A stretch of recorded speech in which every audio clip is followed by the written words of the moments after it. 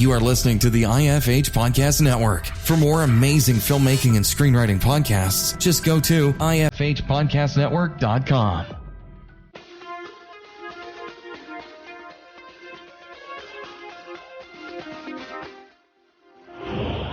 Hey everyone, thanks again for pressing that play button. Just before I get to the interview with William C. Martell, I just want to let everyone know that coming up in the podcast next is Sean Montgomery, who works for post-production for WWE Films, and after him is Richard R.B. Buto, who is the president and founder of Stage32.com. If you have questions for any of these guys, please send them over to me. Just visit me at my website, davebullis.com, and there's a contact page. You can send them there if you want, or Twitter, it's at Dave_Bullis. And anyway, thanks again, and on to the interview with William.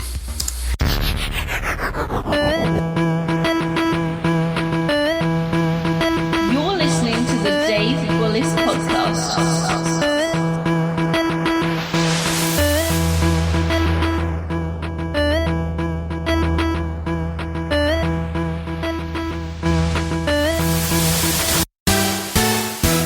Thanks again, everyone, for joining me. Joining me today is William C. Martell. He is the author of the Blue Book Screenwriting books, and he is the West Coast editor of Script Magazine, where he has written the independent screenwriting column for over a decade. William is also a contributor for Reader's Digest magazine, and he wrote the Screenwriting 101 column for the Independent Film Channel magazine. And William was also on the Raindance Film Festival jury in 2001 and 2004.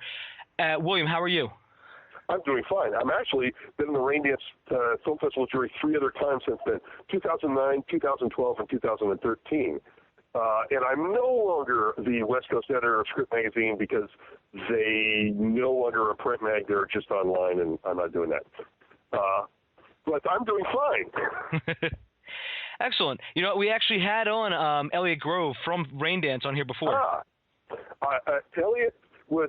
Ages ago, how I got to do Raindance was ages ago, my book, Secrets of Action Screenwriting, came out, and Elliot called me up and said, hey, we want you to come to London and teach screenwriting. And I said, I don't teach screenwriting. And he goes, well, I read your book, and you do a really good job of explaining things.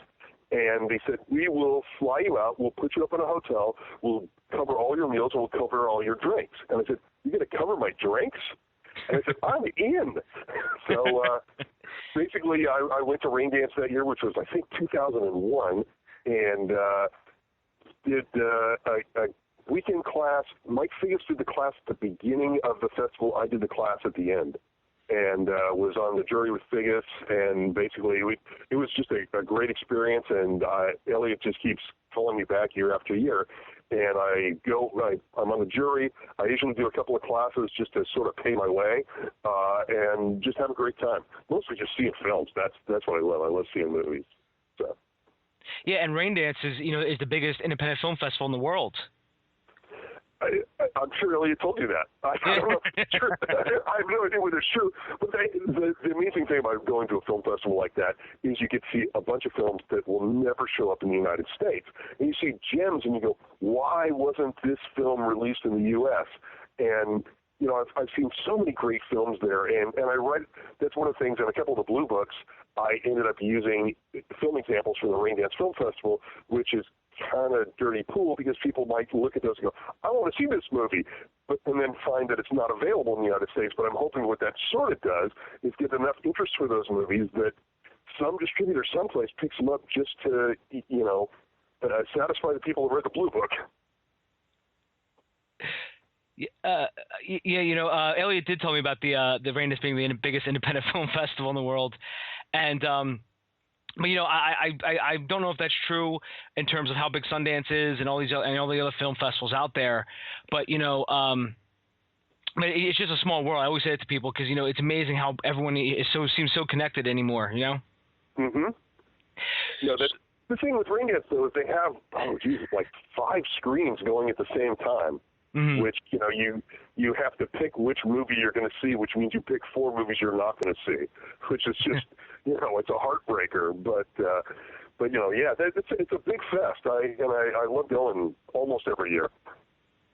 Yeah, and it's great. I actually want to enter a film project in there eventually. I was talking to Elliot about that before because it just, there's a lot of different film festivals to choose from. That's one on my bucket list to get one in there. That and of course, I know it sounds cliched, but of course Sundance. Just to say I did it.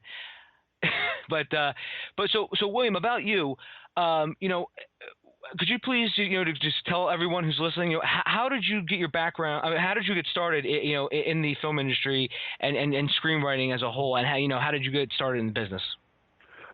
It's a long story. It started out, I was writing short stories and stuff when I was a kid. My parents had a regular 8mm camera, and I made a couple of little short films when I was like in high school, and then basically decided, hey, I'm going to buy my own camera and make my own movies. Made some little short films, made an ill-advised feature on Super 8, which no one should ever do. It cost me thousands of dollars, and when it was done, I could show it in my garage, and that was about it. But basically what happened is when I moved up to 16mm film, it's expensive, and I reached a point where I could not afford to buy film stock and have it processed. So the only thing I could do was write scripts, because that's cheap. And so I just basically focused on writing scripts and wrote a bunch of screenplays. I had a script that was produced long ago. I was at Diablo Valley Community College, which is known for two things. Mark Harmon wears the T-shirt in the movie Summer School, and it a couple of years ago had a sex for grades scandal, which was not going on while I was there, or at least not that I knew of.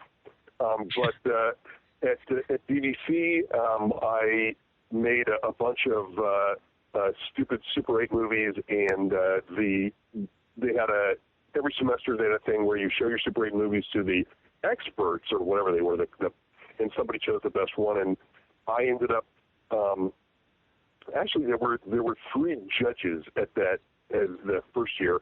One of them was a guy that makes like used car commercials and industrial movies. One of them was Jim Mitchell, the notorious porn producer who had gone to the community college when he was a kid. And the other was this guy named Paul Curiazzi who made kung fu movies for drive-ins. And after my film, they picked my film as the best, which didn't take much, by the way. I mean, you could have, there were like, some of the Super 8 movies were silent movies of people playing the guitar. That was my competition.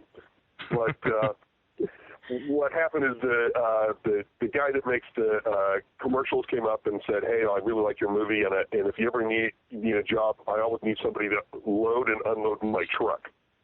And I thought, wow, Hollywood. And then Jim Mitchell came up and said, hey, I really like your movie, and we're always looking for new directors. And I thought, porn? What if I directed porn? And I thought, what if my mom sees it? And I thought, what is my mom doing watching porn? And, after a few years of therapy, I got over that. And then Paul Curiazzi came up and said, hey, I really like your movie. And, he offered me the same loading and unloading trucks job on his next film, but it was a feature film in 35, Panavision. And so I said yes, and ended up working on a film called Weapons of Death as just, a random crew member. And I gave him a script. He read it, and the next film he made, which ended up being called Ninja Busters, before Ghostbusters, by the way. I basically got the job of taking that raw script that they threw away and starting from scratch and running Ghostbusters, or Ninja Busters. So, I got my first screenwriting job by accident. And then after that, 10 years of driving a forklift. It starts out with something, and then, you go, it was 10 years later, I actually sold a script to a company on the Paramount lot, because I've been writing scripts all that time, and that got me to Los Angeles. And then I just, after that, I had a real screenwriting career of sorts. So during that 10-year span, how many screenplays did you write? I wrote 3 scripts a year for 10 years. That is 30 scripts, and that was totally my goal. The thing was, because I was working full-time, the whole idea was I would write at least 1 page a day every day before I went to work. And, you take 365 days, 1 page a day ends up being 3 scripts. And so, I mean, there were days, obviously, where I wrote more than one page. There were days where I didn't write any pages, but, sat at the desk for an hour and, wished I'd written a page. But, it all added up to about 30 pages, or 30 scripts. And in those 30 scripts, in that 10 years, things happened. I had stuff that was optioned. I had stuff, but there was never enough money to quit the day job. It's like I got some money. I got my $5,000 option for a script called Treasure Hunter that was going to be made in South America, and all this stuff was going on, and then nothing happened with it. So, the things happened along the way, and then finally I sold the script to a company on the Paramount lot, and it was for 2 years worth of driving a forklift, and I'm like, okay, I don't need to do this for the next 2 years. I'm going to write scripts. So I moved to Los Angeles and started writing scripts. So, William, how did you actually get the initial meeting at the Paramount Studios? By accident. Totally. I have a career by accident. What happened is I had given that script to an actress from my hometown area, which is from the Bay Area, and said, hey, there's a role in here that's perfect for you. It had nothing to do with the script or my career or anything like that. It had to do with the actress. She instead immediately moved to Los Angeles, got cast in a low-budget horror movie where she takes off her top and is killed by the monster, gives the script to somebody on the set, not the producer, somebody on set, and says, there's a role in here that's perfect for me.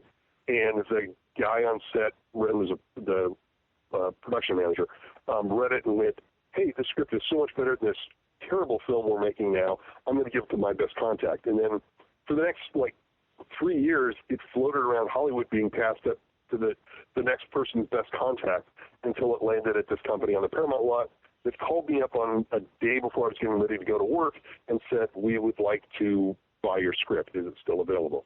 And I said, yes. But it's like it was totally by accident. It was just the script got passed around town.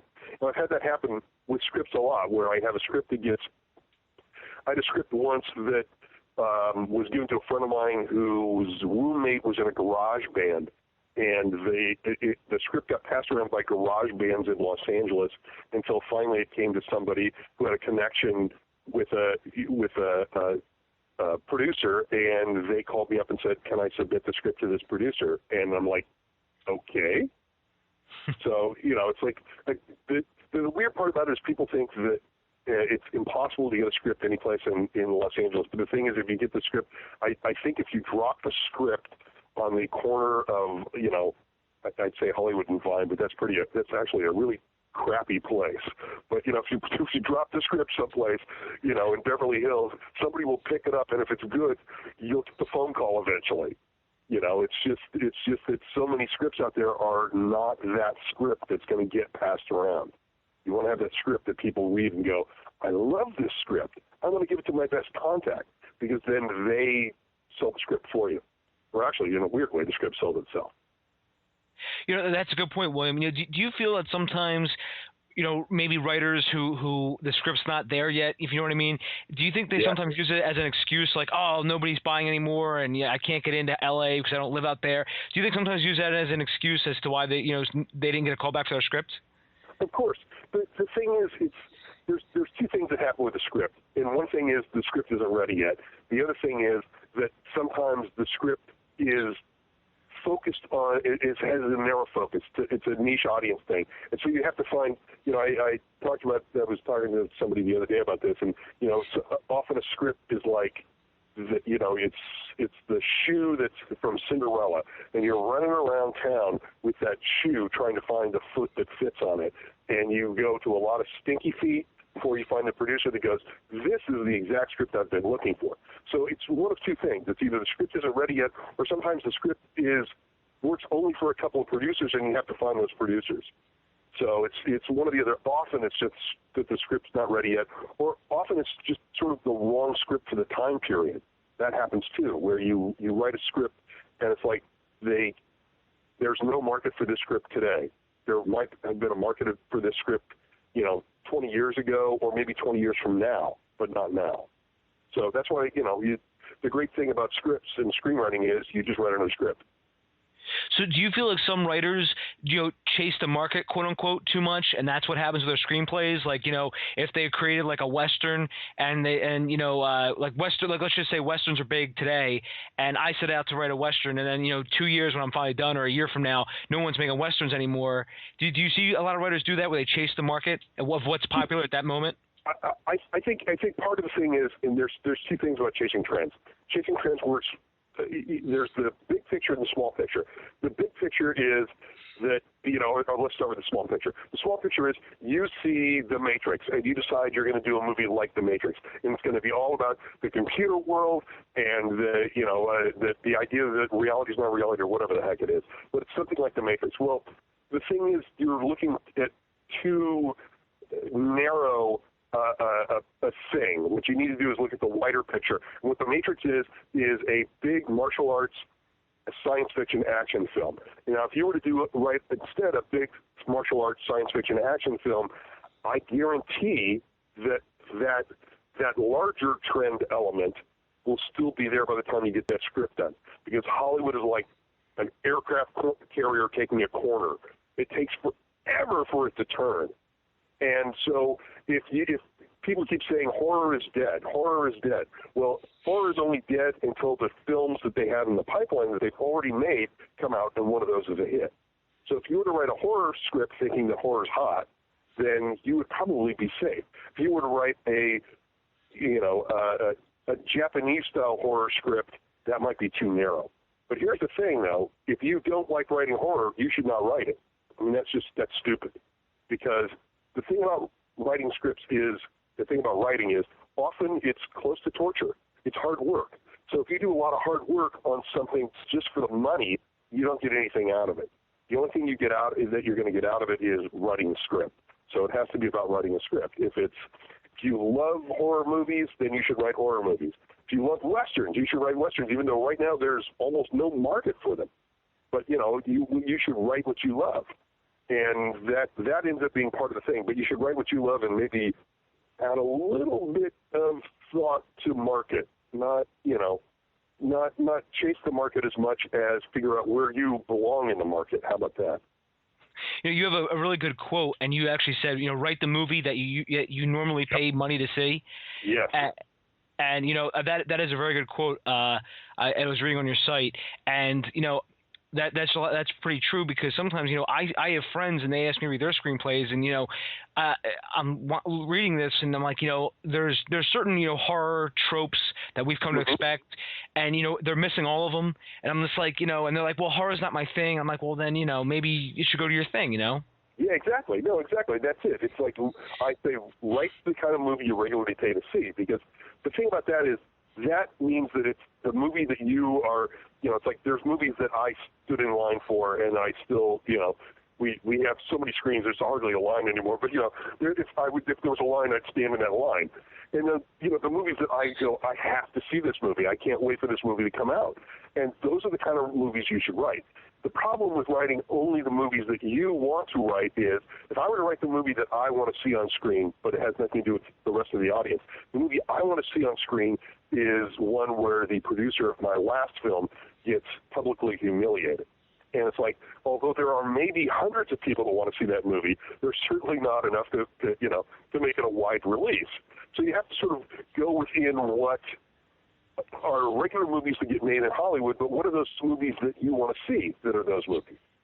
And, so that's, for me, I love action movies and I love thriller movies, so those are the things that I stand in line for. And, I stood in line for The Matrix, and when The Matrix came out, after I saw the movie, I went back out and stood in the line to see the midnight show.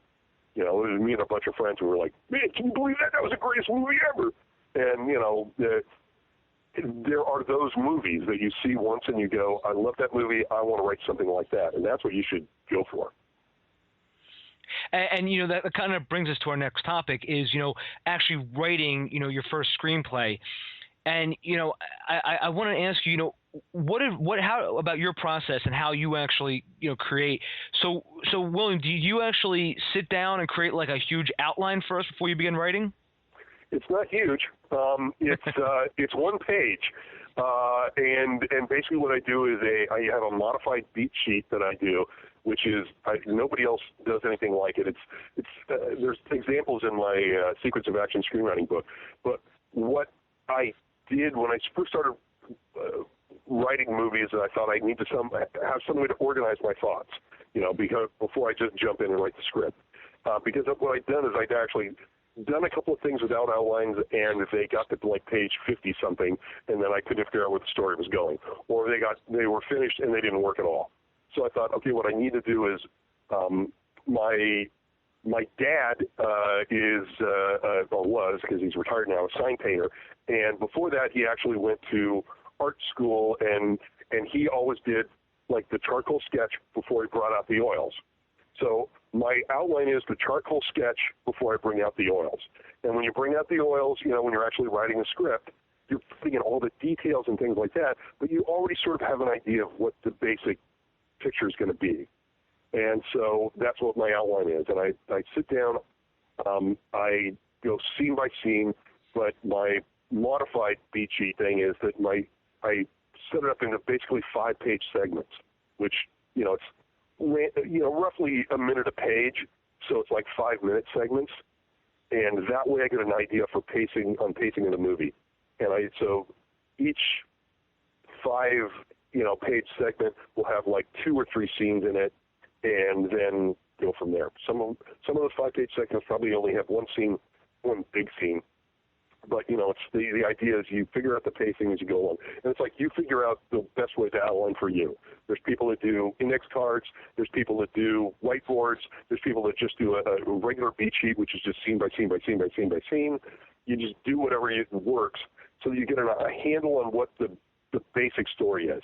And you make sure that story works in the outline form, and sometimes, I throw away a ton of outline material along the way, until I get it so that this story works. And now I have the charcoal sketch. Now what I have to do is fill in all the details. That's the fun part for me. So, William, have you seen some other screenwriters who just sort of jump right into the story and just sort of have no idea where they're going? They just sort of figure it out as they go. Have you encountered a lot of that?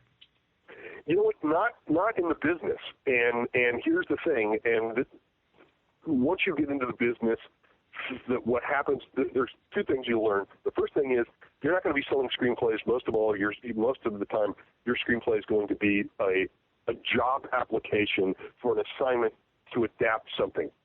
When you look at what movies are, there's a whole bunch of comic book movies. There's a whole bunch of stuff based on novels. There's stuff based on board games. All that stuff ends up being sort of what the average Hollywood movie is. I don't know how many spec scripts sold last year, but it's around 100. We've had years where it's been like 50. So spec scripts is not going to be the thing, that's going to sell. For the most part, you're going to be dealing with an assignment. When you're dealing with an assignment, it comes in steps. And so the first step is going to be either an outline or a treatment, depending upon how the contract set up.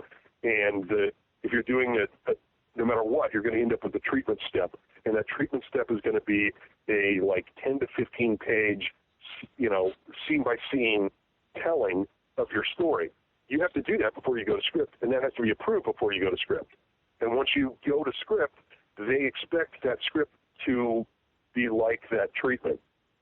So, one of the things that you have to do when you're working as a professional is do the outline thing. If your mind doesn't do well with outlines, it's going to be tough for you to survive in this business. So when you actually do your outline and you have it all in front of you, how long does it usually take you to make a first draft? When's my deadline? For yourself. So basically, right. No, that's actually the answer. When's my deadline? Because what happens is there'll be some sort of a deadline, and if I'm working on a spec, I can. Basically, I try to do 5 pages a day now. I'm become sort of semi-lazy, and so sometimes there's days where I don't do 5 pages. So at 5 pages a day, I can get a spec done in a month. These days I give myself 2 months because there's going to be days where I do other stuff. But In a month, I can get a spec done. Here's the thing. I've had deadlines of 9 days before. I've had deadlines of 12. I've had 2, maybe 3 deadlines of 12 days, where what happens is a lot of the stuff I've written has been for American cable channels. So HBO, Showtime. Here, I'll talk about the Showtime one, because that was 9 days. I did a Showtime movie that was part of, Roger Corman had a deal with Showtime where he had a Showtime night that was all Roger Corman drive-in movies. And so what happened is they had a slot open up because one of their movies either wasn't going to get done or Showtime didn't approve it. I don't know what the backstory is. But they basically said, we have this slot that's opened up and we need a movie. And so the deal was I had 9 days to write the script so that they could go into production. And I had to basically sit down with, the story that I pitched and bang it out in 9 days. That was one where it was like, it's an insane deadline, and you just have to do it, or else, come whatever night that was on Showtime, there would be a test pattern for 2 hours. And the same thing happened with a USA Network movie that I did, where that was a 12-day thing, where it was a movie dropped out, so I had 12 days to write the script so they could get it into production. And if it didn't get into production, there would be nothing on USA Network that night for 2 hours. So, you're up against a real deadline, and when you're up against a real deadline, you have to step up to the deadline and make it. But usually, if I'm just working on my own, I give myself 2 months.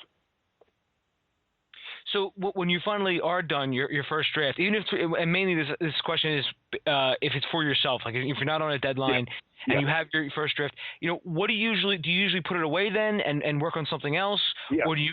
Oh, really? So how long do you keep that first draft? How long do you put it away?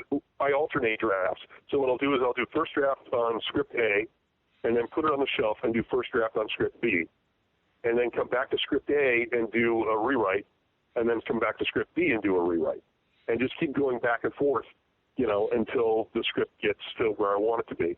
The thing is, if I work on it, I think of it as cross-training, because if I work on script A and then put it aside, but then don't do anything and then come back to script A, first of all, I'm still, my brain is still working on script A, and it's never gotten a break from working on script A. So I don't see it with fresh eyes.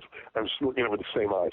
But also, I don't have the cross-training of working on a different script, which may teach me something or, show me the problems that I'm having with script A.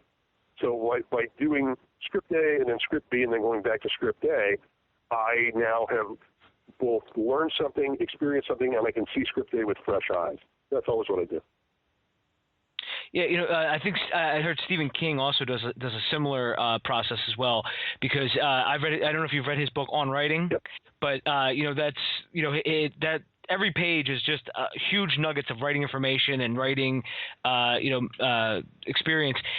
And I found that is, in my own personal work, is just you do need to give your mind a break, like you just said. I mean, because if you keep focused on one script so much, you just sort of lose.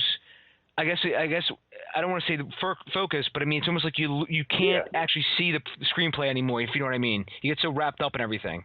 Right. No, that's totally true. I call it fresh eyes, because you're looking at the script with the same eyes you looked at it before, where whatever's wrong with it, you made those problems were created by those eyes. You need to get those eyes sort of, cleanse the palate in a weird way, and then go back and look at it again after you've thought about some other thing. And then suddenly when you look at it with fresh eyes, it's like you can be self-critical. You can look at it and go, oh, here's the problem, because you're not caught up in that story anymore. You've had a time to think about something else. And so by alternating scripts, that's really a good way to do things. It's what I always do when I'm doing spec stuff.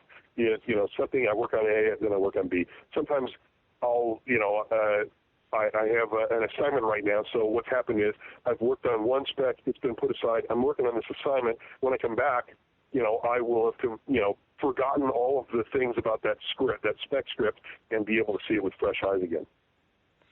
So then, William, how do you know, quote unquote, when a script is officially finished and you're ready to either, shop it around or hand it in?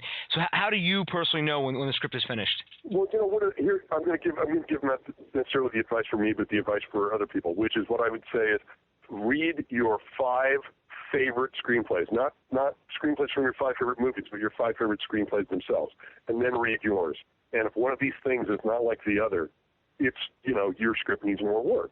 And you need to get it to the point where so that it fits with all those professional screenplays, so that when you read your script, it is on that same level, and then send it out. One of the things that happens often is people watch movies and they go, well, that movie sucked. I can write better than that. What they don't realize is how the business works, or maybe doesn't work, is that once they buy a script, it goes through all kinds of development to get to be that thing on screen. And so what happens is the script that's bought is usually of much higher quality than the film that's made. It doesn't have, when the movie star comes on, the movie star says, I want to do this and this and this in a movie, and those things change the script. The director comes on, and the director says, I don't want to do a fantasy romance film. What I want to do is a science fiction romance film. And so the fantasy turns to science fiction, which was never intended there. And so things happen a lot as the script moves its way to the screen, and what you see on screen is nothing like what the script was. So what you have to do is you have to start with the great scripts, not the great films. Sometimes great films are exactly like the great scripts, and that's actually probably most common is, when you see a great film, it's because the script worked to begin with. But, when you hear directors say things like, well, we started shooting without a script, that doesn't mean they didn't have a script. What it meant is they had taken, the silk purse and were turning it into the sow's ear as they were filming, and sort of making it up as they go along. But what I would say is basically read your 5 favorite scripts and then read your script. If it matches those others, you're ready to go. And then get some feedback from other people. We live in an internet age where you can join an online writers group, swap scripts with people, and get feedback from all kinds of people. Yeah, that's a good point about the writers groups online, William, because I actually started a writers group about 2 years ago. We meet in person though, because we're all here in Philadelphia, so we all meet here, and basically what we do is we submit a certain amount of pages on our script that we're working on, and then we give notes back to each other. That's good. That's good. And again, I recommend people do that, because even if the notes you get from people aren't the direction you want your script to go, you're getting some sort of feedback, and sometimes with notes there's sometimes what's called the note under the note, where somebody says something and they're looking at the symptom but not the problem underneath, but giving you the symptom helps you find the problem underneath. Yeah, that's a good point. The note under the note, because that's what we do is we actually, so basically there's like 9-10 people in the group, so you get like on your script 9 or 10 notes from everybody. Right. So and it actually has helped immensely. And I actually wanted to ask you too. In this internet age, it seems to be so many script consultants now who you can pay X amount of dollars to give notes on your script. I mean, you don't have to name anybody, obviously, but is there anybody that you do recommend, or would you say, like, don't ever pay anybody to read your script? Well, here, I would say, for the most part, and again, because part of this is I'm a cheap person, I used to drive a forklift. I'm somebody that, counts my pennies, But I would say that for the most part, the thing about paying somebody to read your script is a bad idea when you can find people that will do it for free in exchange for you reading their scripts. So that I would always go with the free way first. But after that, what I would say is not to single out a specific person or anything, but what I would say is look at who you're giving the script to, because there are people. I know of 2 people that are in the business and work as script readers for big producers. On the side, they read scripts for screenwriters. The thing about those guys is they are in the business. They know what they're doing. When they're one of them, is reading. Oh, I don't know what company he's working for now. But anyway, they're reading scripts for companies that make movies that you see. So you're getting a real expert opinion. There's other people out there. I was on a panel panel at the last Santa Fe Screenwriting Conference with someone who had written a book, and they then had decided that they would do screenplay consulting and charged $1,250 for a read and notes. And I'm going, this person has zero experience in the actual business. They've just written a book. They have no background in the business. So why would you pay them, $1,250 to read your script and give you notes? When, again, one of the guys I know that's in the business charges, I think, $75 because that's what he would charge the producer. And so it's like, you can pay outrageous amounts of money and not get your money's worth because you're getting often bad advice from somebody that doesn't know what's going on in the biz. You know what's funny, William? Do you know the most amount of money I've ever seen anybody charge was $30,000? And, and this person found me on Twitter and was like, "Hey, I'm a script consultant," and he had a website he directed me to, and I forget where I was scrolling through my phone, and I see his site, and he said he developed this system to how to tell if your screenplay is going to be a hit or not. And he had this whole this way of like, is your protagonist a young child? Is your protagonist this? Is your protagonist that? And he said this is part of it. And his asking price was $30,000 to do this. See, this is the outrageous thing, and the problem is people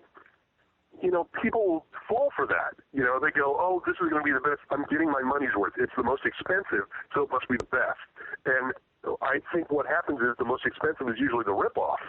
And the guys I know that read scripts for producers, they're basically what they're doing is if they read a script for a screenwriter, it's sort of to supplement their income working for a producer. And they basically just one more piece of job that they do. They read the producer scripts, they read your script. It's just part of that whole thing. And the idea of somebody charging $30,000, I can't imagine somebody spending that much, but I guess I can because they're in business, right? Wow. I mean, I saw some Twitter comments that people were making at him, like you're the guy's insane, this and that. I've never seen any or heard of anyone buying from this guy, but I sincerely hope nobody did. I sincerely hope that nobody paid $30,000 to have this guy read their script and get back to him using his system of how to tell if your script's gonna be a hit or not. And it's funny, William, how he defended it was he actually said, well, if this screenplay makes millions of dollars, what does $30,000 end up being? Not much. Okay, that's nice. If I guess residuals would trickle down to the writer. But I'm thinking of even if the film's a huge hit, $30,000. That's a lot of money up front. And the other part about that is, like 1 in 10 scripts that are purchased go to the screen, or purchased and developed go to the screen. So it's like even if they buy your script because it's brilliant, there's only a 10% chance that it's going to get made. So, most of the writing you're doing is for the shelf. But like the thing with consultants is that I think that there's like a consultant business. That ends up being the problem. Is the people that are not in the film business, they're in the consulting business. And they're not they don't have a connection to the film business. It's some guy who, there's a lot of people that are, I don't know, they're failed writers or whatever, and they go, I think I'm going to do this, and they charge money to read scripts. There was a guy online who was from New York who, when I kept asking him what his credits were or what his connection to the business was, he would get completely defensive. And it's weird because it's like, if you ask me, I'm both proud and reluctant. No, not reluctant. But anyway, it's like my credits are not all that great, but at the same time, those are the things that got made. The other things, the Paramount picture didn't get made. I have a ton of stuff on studio shelves that didn't get made. But, the ones that got made are the ones that were like, we need a slot to fill, get this thing going. But it's like I have those credits. I work in the business. I'm working. I sold a spec script. I'm working on rewrites now. It's like that's my job. And there's these people that have never had a connection in the film business that are consultants. And I think what you need to do is kind of look them up and find out what they did. Find out who they are. There's part of the problems with the consultant thing is that they will always want to get you to come back and pay them again. Mm-hmm. So no matter what, even if your script is terrible, they're going to tell you it shows promise so that you will come back to them. And it's like that guy with the $30,000 is like, well, if I can get $30,000 once from this guy, I can get $30,000 twice. And that's what they're going to try for. So, you have to be careful about paying people to read your script. That's it. Just be careful. Yeah, that is very true. Like you were saying with the story about the guy who wouldn't tell you the credits, I've had that before too. I've met people at networking events face to face, and I'm like, so, what have you done? Oh, I'm a producer. And I said, oh, what movies have you produced? Well, none yet, but yeah. Well, and here's the thing with being a producer is, I can go to Staples and for $20 I can get business cards to say I'm a producer. That doesn't mean I've ever produced anything. If somebody comes to you when you're submitting things and somebody says they're a producer, we now have a world where you can go to IMDb and look them up. And if they're a real producer, they'll have a credit there. I have this thing called one new guy rule. And on every film, you can have one new guy, or new gal. But it's like the thing is, if everybody's new, I've never produced a movie before, I'm a new producer, so I'm going to buy a script from a new writer, and I'm going to hire a new director. You end up with so many new people that nobody really has the experience to know how to do it, and if the film does get made, it's terrible. And so what you want to do is you want to find, if you're a new writer, you want to find an experienced producer to work with, because you will learn from that experienced producer. I learned so many things, not so much after I sold my first script, but after I got the first script made. That probably goes back in Ninja Busters. And I learned a lot on Ninja Busters because you learn sort of the practical side of screenwriting. But on every film that's gotten made, I learned things about how to write. And I learned them because people who have been in the business longer than I have say, well, we always do it this way. And you go, oh, they do it that way. That's how you do it. And then you figure things out where if everybody's new on the film, then you are now not learning anything. And what's more, they're not learning anything from you. If you're the experienced writer, you can work with an inexperienced producer because you can say, this is the way to do things so that it's a way to write a script so it's a lot less expensive to make. This is the way to do, and learn the tricks. But, it's one new guy, and if you're the new writer, you don't want the new producer. You want the experienced producer. So that kind of leads into my next question too. Is once we actually have our screenplay ready, how do we actually go about pitching it to producers or even pitching it to the studios? Well, what you're going to do is here's the thing: studios are banks and distributors. So when a studio makes a film, they don't actually make the film. What they do is they're the bank for the producer that makes the film. So there's producers on the studio lot. Those are the producers who have a deal with the studio, and those are the people you don't want to like write to Paramount Pictures and go, hey, I got this script, or call Paramount. It's never going to happen. What you want to do is you want to find the producers at Paramount Pictures that make those films and target them. And that's what, you're going to go the producer route. But it's like even a studio film, you're going to go through the producer. And sometimes usually producers are on the lot, but sometimes they aren't. We're in like this weird studio belt-tightening thing where a lot of producers who used to be on the lot are not on the lots anymore. They have their own offices someplace else. So, for instance, Imagine Pictures, Ron Howard's company, is in Beverly Hills. They have have an office in a building there. I've had meetings with them a bunch of times on stuff. And so Joel Silver just moved off. I had meetings with Joel Silver on Warner Brothers lot, and I've yet to have a meeting with him at his office in Venice. But it's like he's moved off Warner Brothers lot. So you're still going to be dealing with the producers if that's the route you go.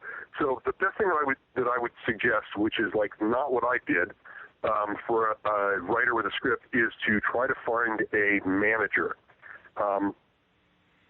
The thing about managers versus agents, agents are licensed by the state of California. They have to jump through a million hoops. They have to post bond. They have to do all of these things. And so, and then there's so many rules that sort of tie an agent's hand. Whereas managers have fewer rules, which means there's more of them, and it means that they're less difficult to find. It's easier to find a manager than an agent. So I would target managers. Then what I would do is e-query them and, go from there, or try to meet them someplace socially. Go to film festivals, go to whatever, and you'll find people there that you can, connect with. So, William, does anybody actually print out like physical scripts anymore, or do you think it's all like digital now? I think it's all digital now. It's weird because there's a one store close to me that actually sells Brads, and so I went down there and I bought a few boxes of them, and I still have like an unopened box of Brads left because everything sort of went PDF between when I bought all those things and now, and so I still haven't used those Brads, which it's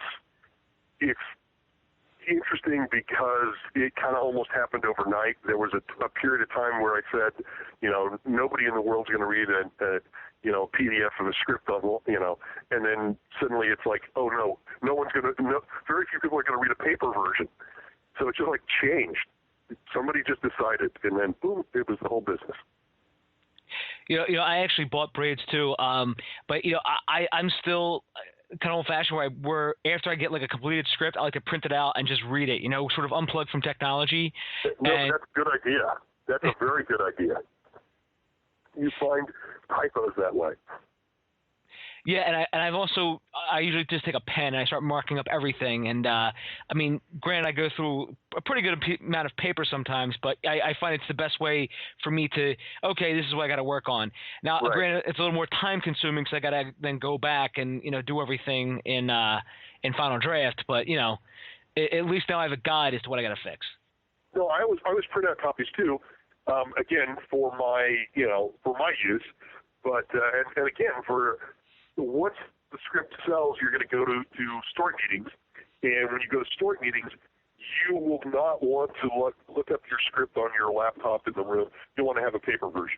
So that's where, again, you'll have your paper draft, and they will have a paper draft at that point too. So, but it's like just the submission element. It's paper drafts are really unusual, and it's mostly PDF now. Well, at least we're still ahead of the curve, right? Yeah, we're still printing them out. So, William, I had some questions come in. Would you mind answering some fan email? Let's go. Okay, William, what advice would you give for someone starting their first screenplay? To finish it. Which would sound stupid, but the problem is so many people start a screenplay and never finish it. But what I would do is I would also realize that your first screenplay is going to lead to your second screenplay. This is who was it? The guy that wrote Star Wars said that I think it was screenwriting is like having homework every night for the rest of your life. And what it is, you're not going to just write one script. You're going to write a stack of scripts. So your first script is going to be the first script you write. It's probably not going to be great. It's probably going to be terrible, but you have to write it. So finish it. Figure out that it's, what's wrong with it and move on to the next one. That's most likely going to be a learning experience, not an earning experience. But you got to finish it. That's it. Right? Write your first script, get it done. Yeah, that's a good point. This writing scripts. And the second question, the second question I want to ask is, should I avoid writing satire after all the fallout over the interview? Wow, that is a really good question. I don't know the answer to that, but here's the problem. The problem with anything that is political, controversial, etc., is that it limits your audience, and it creates potential for problems like that. If you were to write something that was first of all, the first thing you've got to realize when you're writing any script is that screenwriting is a global business. It's like Coca-Cola. They don't make Coca-Cola. Coca-Cola is available all across the world, and so is Guardians of the Galaxy. So is any other movie. And when Hollywood makes a movie, they don't make a movie for the United States. They make a movie for the world. The thing that they thought was safe was that we were selling that movie to North Korea, so there was no chance we were going to lose money on that movie because it makes fun of North Korea.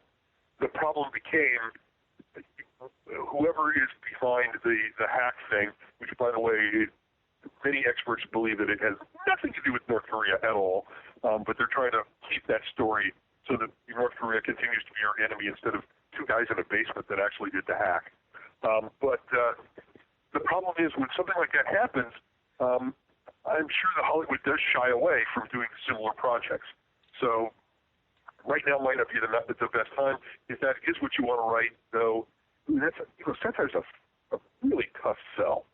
I'm trying to think of movies recently that have done well that that are satirical. That's something that that closes on Saturday night, as they say, Peter. It is tough. I mean, I agree with you. Because I can't even think of a successful satire film except for maybe.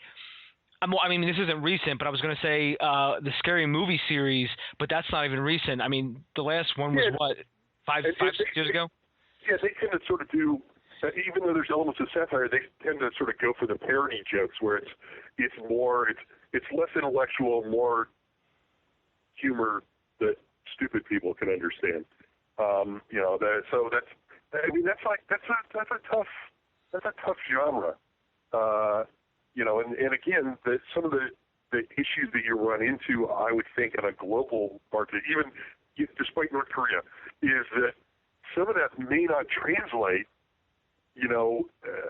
to every other country in the world. The United States is like 30% of a film's income, and 70%, actually 67.7%, is every other country in the world. So usually when you're writing a script, you're writing it not for the United States, you're writing it for the world, which means that 2/3 of the audience is going to be people that don't speak English, that are going to get either a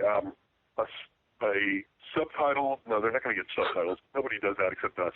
They're going to get a dubbed version, or they're going to get some sort of there's countries that have so many different dialects that what they actually have is an in-cinema translator who yells, here's what they say on screen, and then yells the translation to the audience, literally.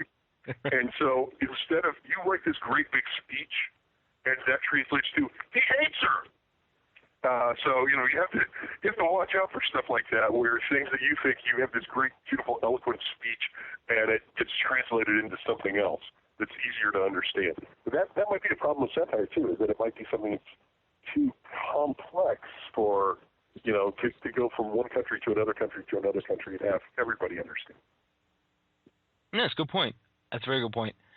And the final question I want to take here is this is I know this is a simple one for you, William. Is do I have to live in LA to become a screenwriter?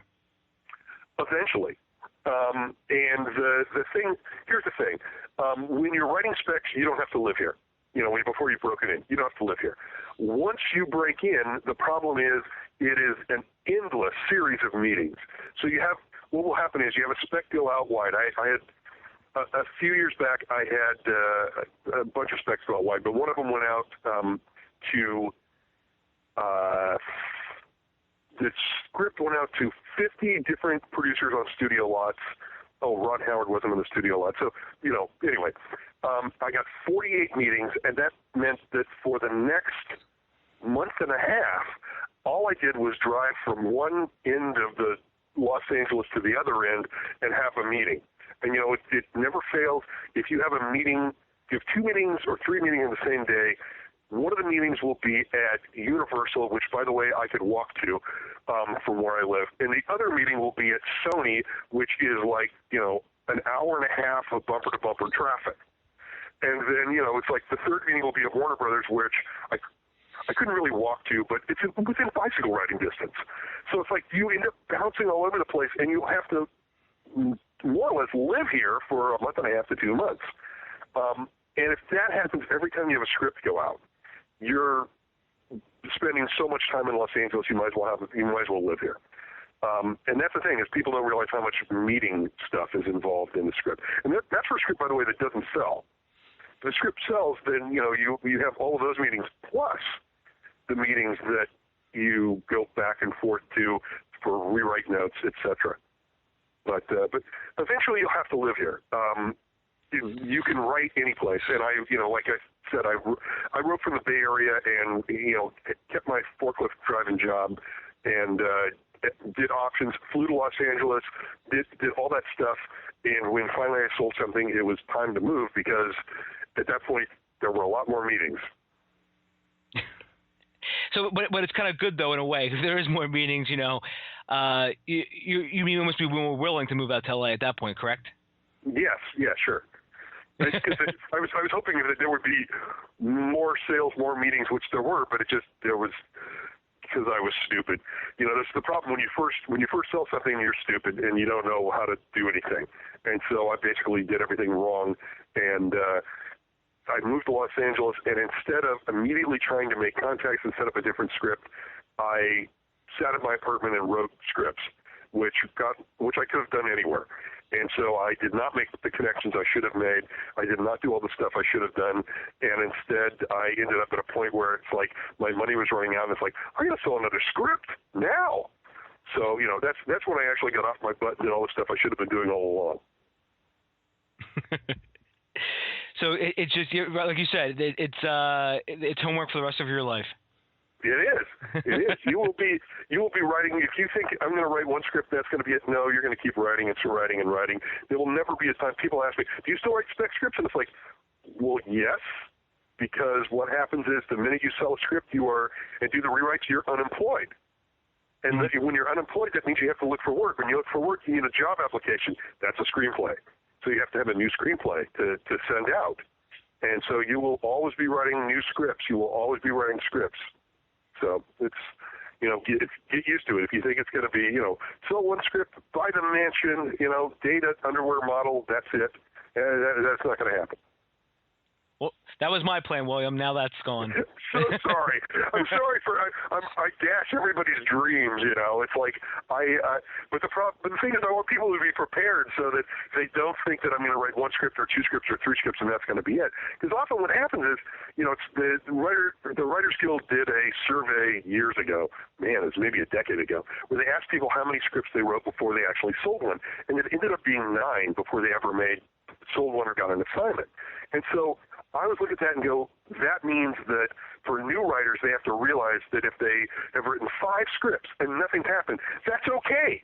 They're still, they still haven't hit the average yet. And if you write 9 scripts and nothing's happened, then maybe you start to go, well, maybe you reconsider. But at the same time, because 9 was an average, that means for everybody that sold their 3rd script, and there was somebody someplace, there were a lot of people that didn't sell their 9th script. So, you have to just keep writing. That's what it's all about. And if you don't like writing scripts, this is not the business for you, because it's writing scripts. Yep, excellent point. So, William, I want to thank you very much for coming on. We've been talking for about an hour. So, in closing, William, is there anything else you want to, discuss, or just one final thought? And also, where can people find you at online? Easy. Scriptsecrets.net is my website. There's a free screenwriting article, tip, whatever, 5 days a week there. And from there, actually, you can pretty much find everything else. I have, screenwriting books on Amazon. There are ebooks right now. Secrets of Action Screenwriting, which was print when I got the rights back, I basically put it on Amazon as an ebook, but also I doubled the page count so that now it's like a freaking 500-page book. I don't know how you would ever, print that thing. But I've got that out, and I probably have the number 3 screenwriting ebook on Amazon right now. It was like number 1 a couple of days ago, my new one, which is Hook 'em in 10, which is about your first 10 pages. But basically what because I was West Coast editor for Script Magazine for 20 years, I have 20 years worth of screenwriting articles that I wrote for Script and interviews with everybody. Robert Rodriguez does a sort of a guest chapter in one of the screenwriting books because I'd done an interview with him on the scene subject, the scene books. And so I have like Robert Rodriguez talking about scenes in one of the things in one of the books. So it's like you get all the stuff that I collected for 20 years in one of these books, plus a lot of new material. The new book has a new article on The Godfather, a new article on Godfather Part 2, an article on Casablanca and world building, which is one of those things where people go, I'm writing a science fiction script. How much stuff do I tell about the world I'm building? And I have the answers for that. So, you can find scriptsecrets.net is the basic place. And are you on Facebook and Twitter as well? I'm on Facebook and Twitter as well. Facebook, WC Martell, I think, on Facebook, and WC Martell at Twitter with 2 L's. Excellent. I'll link to that in the show notes. So anybody who wants to follow William, you can just click on the link in the show notes, and you'll be taken to his page. But I suggest you check out William's Blue Book screenwriting books on Amazon. I actually have 2, I believe, on my Kindle, and they're a great read. And I like the Kindle, William, because I can make highlights and notes as I go without inking up anything. Yeah, it's. The ebook thing is amazing because for instance, with Secrets of Action Screenwriting, I had 3 different publishers that were interested in it, but and right now there's still like a couple that are still interested in the print version. But the weird part is they both want the ebook version because that's the next big thing, or maybe it is the big thing now. And so because I want to keep ebook versions, I haven't made a deal yet on the print version, so that'll probably come out print on demand eventually. But the cool thing with the ebooks is I can have as many pages as I want. The new Hook 'em in 10 Blue Book is 312 pages, which would be like a $24.95 print book, and it's $3.99. Yeah, and that's excellent because, like you said, you can make these ebooks as big as you want now. And, there's a couple authors that I know who they can make their books 1,000 pages if they want to. They can make, and there's no worries about, publication costs or anything like that anymore. So, it's an interesting time to be an author of any kind, really. Yeah, we've kind of reached. I mean, I love paper books. I have shelves of paper books, but at the same time, I have a Kindle with, I don't know how many books on it right now, because that's something that I can take any place. When I first bought my Kindle, the reason why is because I decided I was going to read all the books that I read in high school, which are almost all public domain now. And so I could either go and buy the $5 version at Barnes & Noble, or I could, actually it was like $7.95 for some of them, or I could get them for free, with it, on the Kindle because they were public domain books. So, go ahead. I'm sorry, William. I was going to say, I do the same thing. There's books that I was like, hey, I remember reading that years ago, and you find a copy that someone legitimately put up there for free. And exactly. and granted, it's legal. I mean, but they're in public domain, and that's the thing. Yeah. When I was a kid, I read Ivanhoe. I read all these. Raphael Sabatini, who's like the king of the swashbuckling pirate book. And I don't know if those are public domain or not. I think they are. But it's like all of those things are, first of all, those are out of print. You couldn't buy a paper version of those. You have to go to, an antique bookstore or something. So it's like it's great that those things are available now. But, those are the good parts of the ebook thing is that you can get things. I don't have to worry about the page count. The problem with the action book paper version was they told me it had to be 240 pages, and if it was over 240 pages, the price would jack up significantly because there's the weird things with printers is that they're set up for a certain number of page books for whatever reason. So 240 pages is like the screenwriting average page number thing. So I didn't have to worry about that. I could do 500 pages. Yeah, I'll have to look that up because I have a ton of screenwriting books behind me. You know, and I'll have to check out the length of those. But yeah, William, thanks again for coming on. Everyone, if you're interested, you can find me at davebullis.com, and Twitter it's at Dave_Bullis, and Facebook I'm at Dave.Bullis. You know, it's funny, William. Instead of remembering people's phone numbers nowadays, we remember all their social media handles. Yeah, exactly. Thanks for having me on. Oh, my pleasure. And, you know, anytime you want to come back on, please feel free to drop me a line. Cool, thanks. Take care, everyone. Bye. Bye-bye. Find Dave at davebullis.com. Please make sure to subscribe and share the podcast.